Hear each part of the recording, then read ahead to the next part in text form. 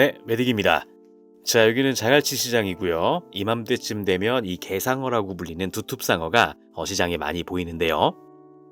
이게 산란기를 맞아서 두툼상어들이 연안으로 몰리다 보니까 대량으로 어획이 되는 건데, 이 녀석들도 작지만 엄연한 흉상어목 상어입니다.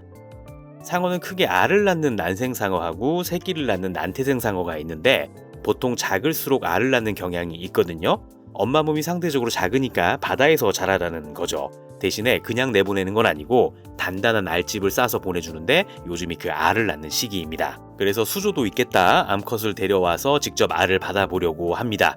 데리고 가려고 이제 통에 넣었는데요. 사실 제가 여기서 엄청난 실수를 합니다. 자, 아무튼 잘 모시고 왔고요. 수조에 넣어줬습니다.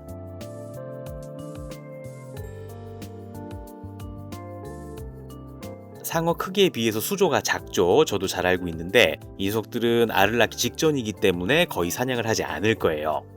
근데 오른쪽에 보면 요정갑오징어 수컷이 놀라서 다리를 들면서 막 경계를 하죠. 사실 두툼상어의 주요 먹이 중 하나가 두 종류이긴 합니다.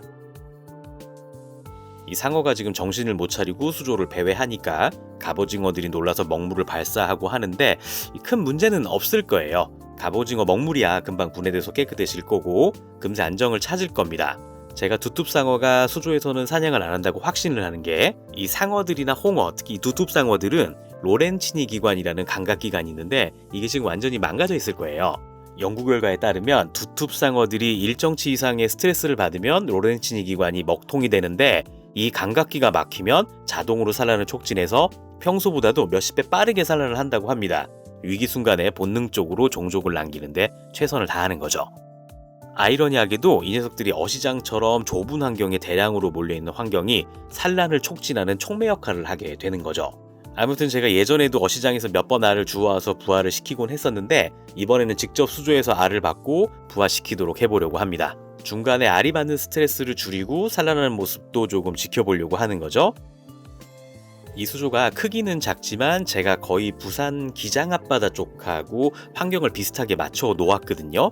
그게 외형을 말하는 게 아니고 온도나 염도 그리고 이온화 농도까지 맞춰 놓을 수 있는 건 거의 다 비슷하게 맞춰 놨어요. 그렇기 때문에 나중에 아기상어가 태어나더라도 잘 적응하면서 살 수 있지 않을까, 그런 생각을 한번 해봅니다. 뿔복 계란이가 처음 들어온 상어한테 역시나 접근을 하는데 근처에 가지는 못하네요. 역시 영리해. 자, 하루가 그렇게 지났는데 홍어랑 같이 잘 노네요. 사실 노는 게 아니고 회복하고 있는 거죠. 굉장히 위험한 건데 제가 다른 생물을 공격 안 한다는 확신이 있어도 불안한 건 어쩔 수 없더라고요. 자, 아무튼 그렇게 시간이 조금 지나서 오징어나 홍어들도 안정을 찾았고 괜찮아 보여서 이제 다른 녀석도 넣어줬습니다. 이 두 마리가 다 들어가서 이 산란을 기다리면 되겠구나 했는데, 제가 조금 전에 실수했다고 했잖아요. 이때 제가 사실 알아차렸는데, 제가 실수로 수컷을 두 마리 데려왔어요.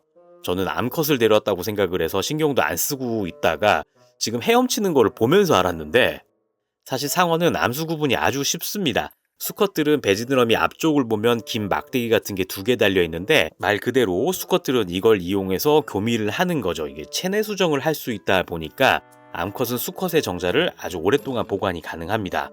그러다가 적당한 수온과 환경이 되면 산란을 하는 거죠.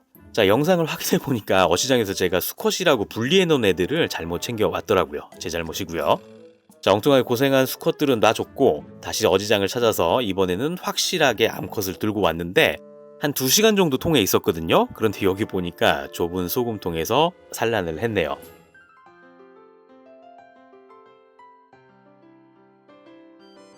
자, 이게 두툼상어 알이고요. 딱딱한 알집에 쌓여 있는데 잘 보시면 가운데 노른자 같은 난황이 있거든요. 저게 분화해서 상어가 되는 게 아니라 저게 아주 작은 상어가 지금 붙어 있습니다. 저 도시락을 먹고 큰 상어가 되는 거죠. 어느 정도 커지면 저 알집을 깨고 나오게 되는 거고요.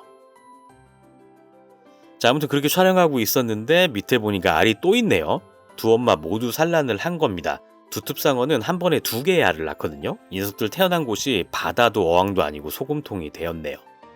뭐 다리에 태어나든 산부인과에 태어나든 그게 무슨 상관입니까? 제가 잘 키워서 바다로 돌려보내겠습니다.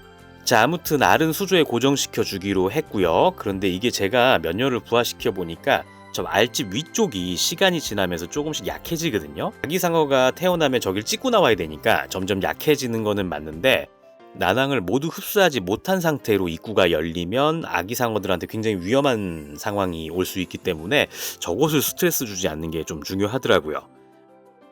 아무튼 알이 잘 태어나도록 우리 기계꼬사리도 유기물 흡수 좀 많이 해줬으면 좋겠네요.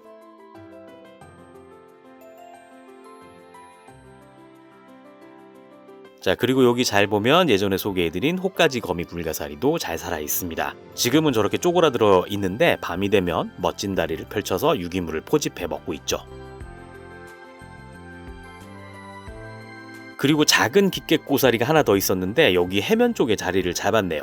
저기 빨간 식물 같은 게 기계꼬사리라고 하는 동물이고요. 제가 붙여준 게 아니라 여기 와서 자기가 자리를 잡았습니다. 해면이 참 인기가 많네요. 원래는 암컷을 넣고 산란하는 장면을 촬영하고 싶었는데 이미 산란은 마쳤고 다시 산란을 하려면 이게 보름 이상 걸릴 거거든요. 산란을 마치면 바로 먹이를 찾아다니기 때문에 작은 생물들한테 해코지를 할 수도 있고 수조에 두는 건 무리가 있는 듯합니다. 그래서 이제 놔주기로 했는데 고생한 암컷들은 산후조리원에 보내서 영양 간식을 많이 먹여주고 싶지만 그것보다도 더욱 애들이 바라는 걸 주기로 했어요. 자, 그리고 오늘 출연 분량이 좀 적었는데 우리 마스코트 계란이 잘 보면 뿔이 좀 상했습니다. 좀 잘 먹여야겠어요.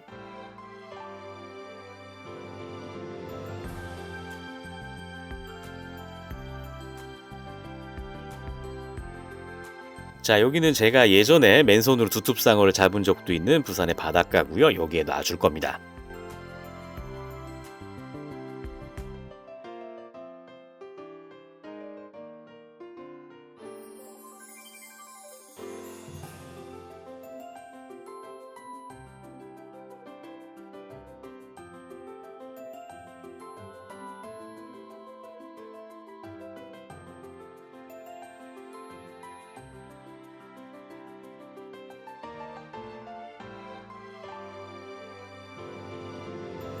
아, 그런데 다시 돌아왔네요. 오늘은 진짜 계획대로 한 번에 되는 게 없네요. 다시 놔줬습니다.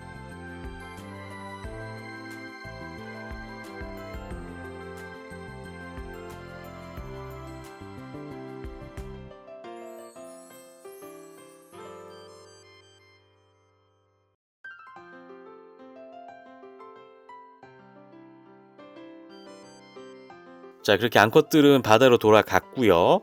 남겨진 알들은 제가 잘 키워서 다시 엄마들 품으로 돌려보내주도록 하겠습니다.